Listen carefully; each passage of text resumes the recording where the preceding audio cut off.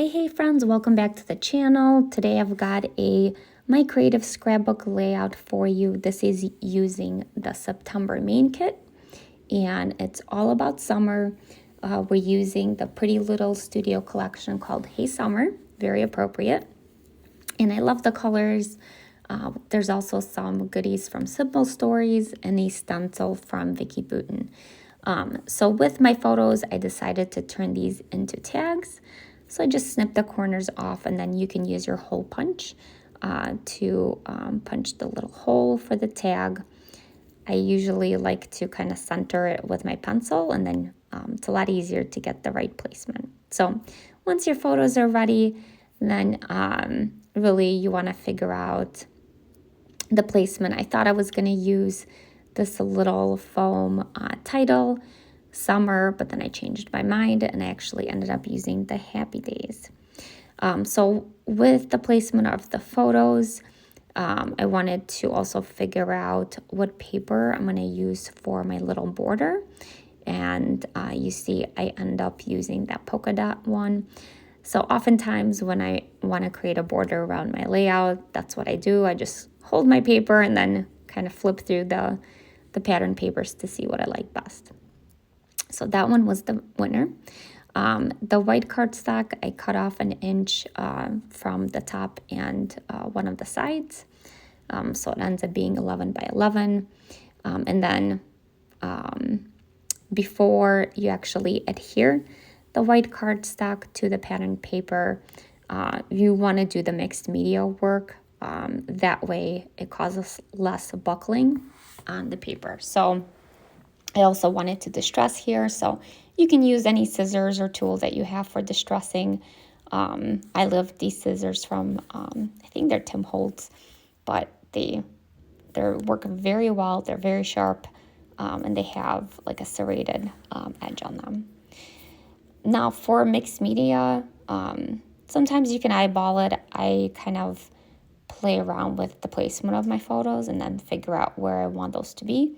And then I just use a pencil to mark that spot. So as a starting point for my mixed media, I have a paint set that I use. They're watercolors, super easy to use, and I love all the color options. So I started there and added some kind of background for my title, just a very soft layer. And then you can kind of place your photos just to make sure it peeks out enough. Sometimes I think I mentioned I use a pencil to mark the spot. Sometimes I kind of just, if it's simple, right, you can just hold it against the paper and just make sure you have enough covering it. And then with the watercolors, it dries pretty quick. You just want to make sure you are fully dried before you do any next steps. Because I did want to stencil with some distress oxides. So with that dry, I grabbed my little foam and the stencil that's in the kit, and I used just light circular motions to create the waves all around in the blue ink, and I forget what color it is, but I do like that one. I use it in quite a lot of my projects. And then in the red, I also wanted to use that. And for this one, I just used it to tap some red dots all around.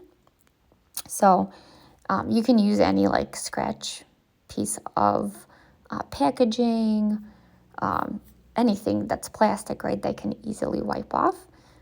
You stamp the ink pad on there, spray it, or use a wet brush, and then you're all set. You can use that for dabbing. You can use it for creating splatters. Pretty quick cleanup as well. So once that's dry, you can go ahead and add your background.